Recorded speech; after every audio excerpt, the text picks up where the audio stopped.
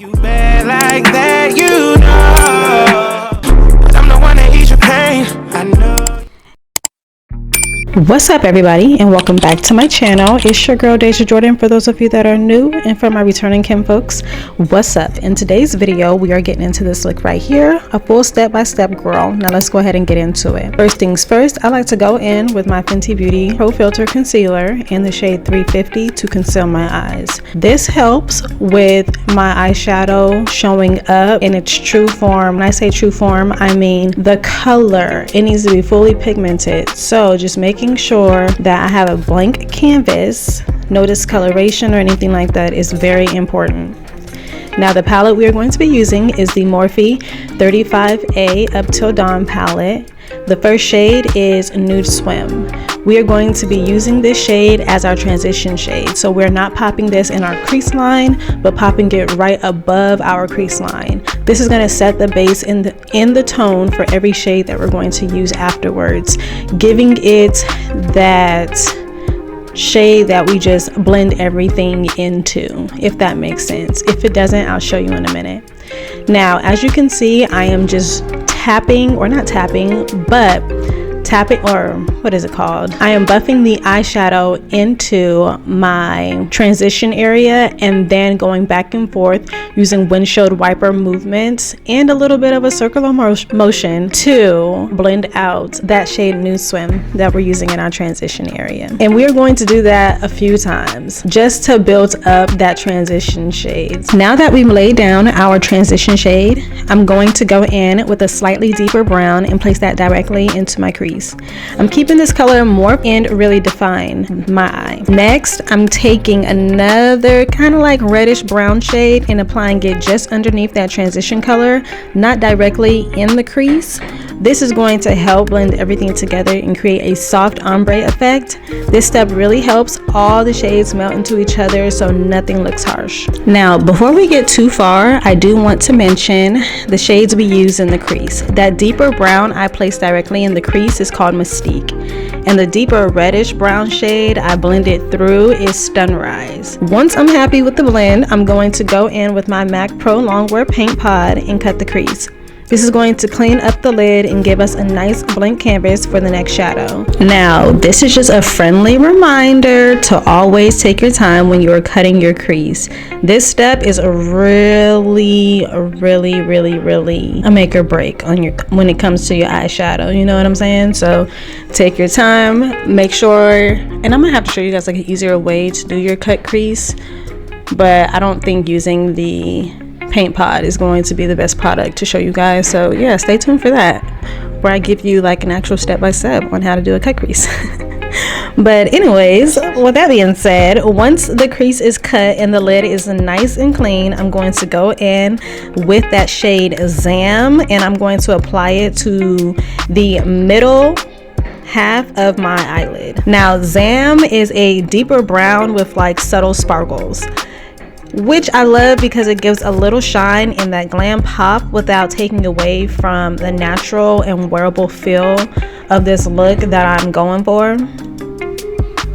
Now after that, I'm taking the shade Gem and applying it to the inner portion of my lid, starting from right by the tear duct to blending it toward the center and into that shade Zam, if that makes sense. Here, look, like, of course I'm gonna show y'all, right?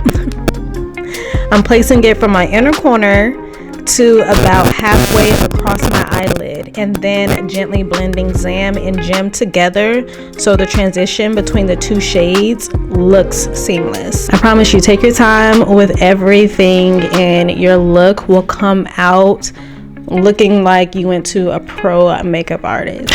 Now, to clean up around my eyes, I'm going in with my Garnier Skin Active Micellar cleansing water. This helps remove any fallout so my eyeshadow and my foundation don't mix and change the color of the makeup. Like, who wants that, especially with their foundation, right? Now, once everything is cleaned up, I'm going back in with that deeper brown shade Mystique and popping it into the outer corners of my lid just to deepen the look and bring everything together. For the liner, I'm keeping it simple. No wing today. I'm applying liner from my inner corner to the outer corner using my e.l.f. liquid eyeliner. I'll definitely do a more detailed eyeliner tutorial later, so if you like to see that, let me know in the comments and I'll make that happen, okay? But after applying eyeliner, now let's go ahead and get into the face. I always recommend doing your skincare before makeup so everything lays smoothly. For the primer, I'm using the e.l.f. Stay Cool Primer Stick. It's literally my everyday. It's one of those primers you can just throw in the bag. Now for foundation, I'm using the Maybelline Super Stay 30-Hour Matte Foundation in the shade 350, and I prefer applying my foundation with a brush for a more polished and airbrushed finish type of look. Next, I'm going in with that Fenty Beauty Pro Filter Concealer again in the shade 350. I'm applying it under the eyes, down the bridge of my nose, on the cupid's bow, chin, forehead, and slightly under the cheekbones to prep for my contouring, because y'all know I like y'all to know my contouring is there, okay? Now before I blend out my concealer, I like to let it sit for a bit before blending. It helps reduce creasing, and it gives me like better coverage. So, you know, any liquid product really, I'm gonna let it dry down just a little bit, because I feel like products do a lot better when it has like that a little bit of matteness to it. I don't know, that could just be me, but whatever.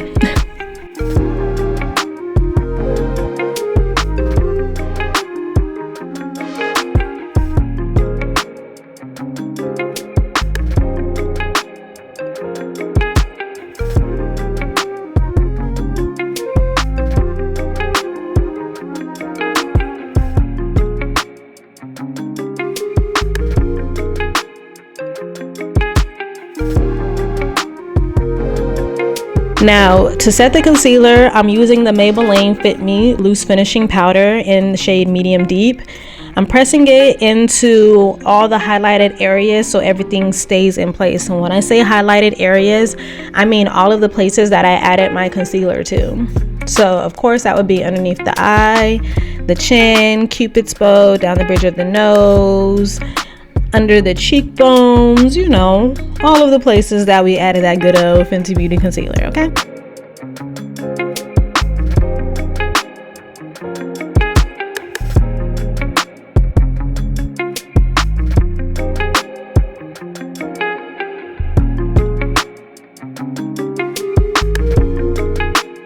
Now for the bronzer, y'all, to bring warmth back into the face, I'm using the Fenty Beauty Sunstalker bronzer in the shade Cocoa Naughty.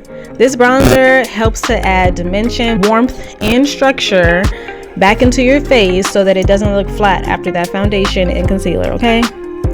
I'm applying it along the cheekbones, around the forehead, and lightly along the sides of my nose. Even though it's supposed to be lightly, I think I did too much. Like sometimes my looks come out very heavy and draggish, and sometimes they come out like very natural and really cute, and I'm not sure what this time is, but y'all don't have to let me know in the comments. Hold that one to yourself. But anyways, y'all, let's go in and finish with the eyes. For the waterline, I'm using the NYX eyeliner in the shade Black. This is really going to pull the entire eye look together, and it takes it from soft to full glam. Now, before we go in with mascara and lashes, I'm adding the shade Mystique along the lower lash line, and I'm going to follow it up with the shade Stunrise, which is that reddish brown shade, underneath to create a soft ombre effect. And then now I'm going to go in with the Fenty Beauty Hella Thick Mascara, applying it to both the top and the bottom lashes. Now for the blush, I'm using the Sephora Matte Perfection Duo Blush in the shade Tiger Lily. I'm going to be applying this to the apples of my cheeks and blending it upward.